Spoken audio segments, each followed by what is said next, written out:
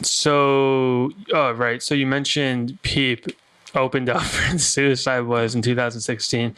So for people who don't know, I grew up in the same town as Lil Peep. We're both from Long Beach, New York. We went Yeah, to the same high school.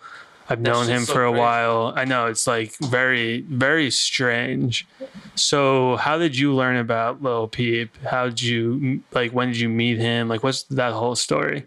Shit. I met him because he came out to LA around the same time I did, and it was whenever I was hanging out more with Fat Nick and Krez, like doing their day to day shit with them. Because for a minute he was almost gonna live with Krez, Yeah, and or that's he like stayed with him a couple nights, but then he ended up crashing and living with Brendan in that whole like house yeah. that turned into like a legendary house in Pasadena. So this is what happened. Because the Buffet Boys used to do this Dash radio thing, Right, the right. Buffet Boys radio, and they had little people like come one time to link up with Fat Nick after the show, and pretty much like we hung out with Peep that night, like Fat Nick, Peep, and like just everyone else, and like we ended up chopping it up, and then he started coming over a lot more, and it like got to the point where he like just like started crashing with us, and it was me, Germ, Krez, and Peep at Krez's apartment. And it was just like me, Peep, and Germ would like sleep on the floor and shit and like switch off the futon. And like every day, like we just like take the car and just go to LA and like do shit. Because that's after he dropped Crybaby, but Yeah, before he dropped Hellboy. it was right after he dropped Crybaby because I was listening to the project with him. And like he was showing me like all the shit. It was unreleased at the time, but the shit with Derek. Right. Like, I met you by chance. Yeah. Said I really liked your pants. Like all that shit. And then like he was showing me all of that. And I was like, dude, absolutely. He showed me Absolute in Doubt. And I was like, dude, this is my favorite track off the tape. And like he was like singing it. And like there's a legendary photo. If you see where he's at Wingstop with a fry and he has a Dirty Nasty Suicide t-shirt. Shit, I don't know if I've seen that. Yeah. This was the first time me and people like hung out by ourselves. That's so crazy. And like, what's it called? We were listening to like Fall Out Boy and shit, just like rocking out. We became like fucking homies and shit. And it was crazy because like, whenever I left for tour, for the U tour, we came back. Me and Jerem like saw him at a party, and this was around the time he was dropping Hellboy, and like he like looking like a rock star. He was looking like a rock star. He had like the fucking mascara shit. I was like, dude, you're looking wild. Like you're looking like a real rock star. It fucking happened so quick, and that's I guess what like fast. Fucking people don't realize is that he blew up faster than anyone I've ever seen before. And it was crazy. I was like, yo, this is so crazy to me. Like just to see like how far you've came. But I didn't see him till the boys went on Europe. Like on the Europe tour, because then we met up with him in London and Paris. Right, there's like photos of him and the boys. Yeah, the London. Oh, was that the first time they met? No, because I know they had a show together in Arizona one time. Oh, okay. And that's when they met. But like this was I think another time they met, but like where they actually like chopped it up. And like when they were shit. Actually, they both kind of blew up, and they were like, yeah. And like what people don't know is like after that tour, that Europe tour.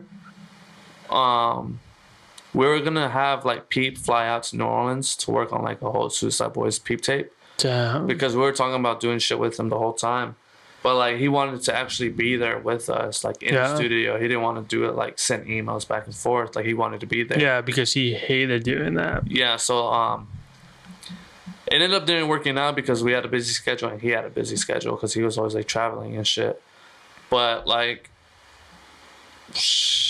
Yeah, because like we were supposed to work on like a whole tape with him after like our US tour, but that's like when the shit happened, was during the US tour.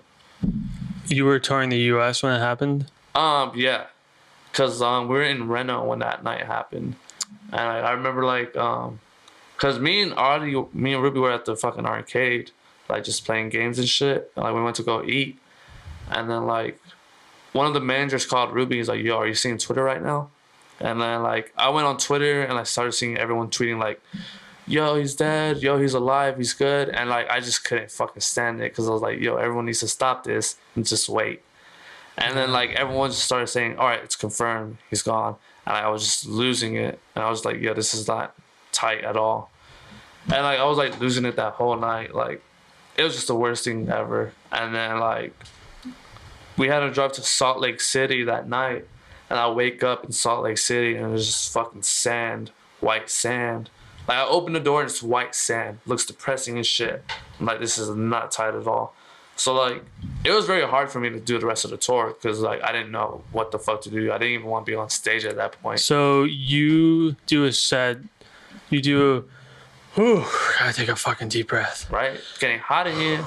You guys do a set before. I mean, you DJ a set before The boys, yeah. the boys, and you made a point like that next night you started playing his songs. Yeah, the next night after he passed away, like it was Salt Lake, and I couldn't DJ that long, like I couldn't be on that stage, and like the boys told me like, yo, if you want to play one song, like it's cool, like we'll just do one song and just go with the performance. So like I just played Beamer Boy just for Gus and shit, but like towards the rest of the show, like the other shows, like I'd do a 30-minute set, but like towards the last 10 minutes, I played nothing but Gus's music and shit. So like, it was getting to the point where his memorial was coming up, and I was like, I told him, I was like, yo, I'm leaving for a couple days, just to go to New York, and I'll meet up with y'all like after. So I went and did that, and then got back on tour, and it was just pretty much every day. Like I did a 30-minute set, but like the last 10 minutes was his music, and I do like a tribute and shit.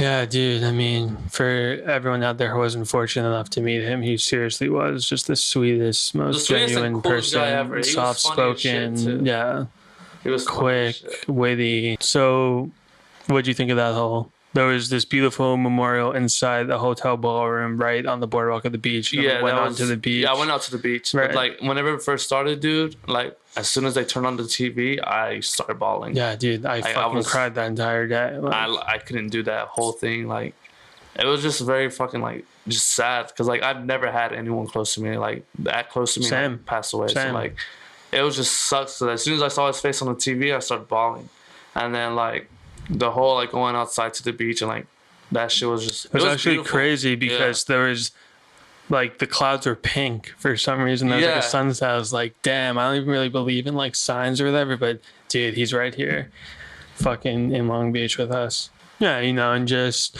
remembering the good times and keeping his memory alive. Exactly. And yeah, it's going to be hard sometimes, but you know, like keeping his legacy alive.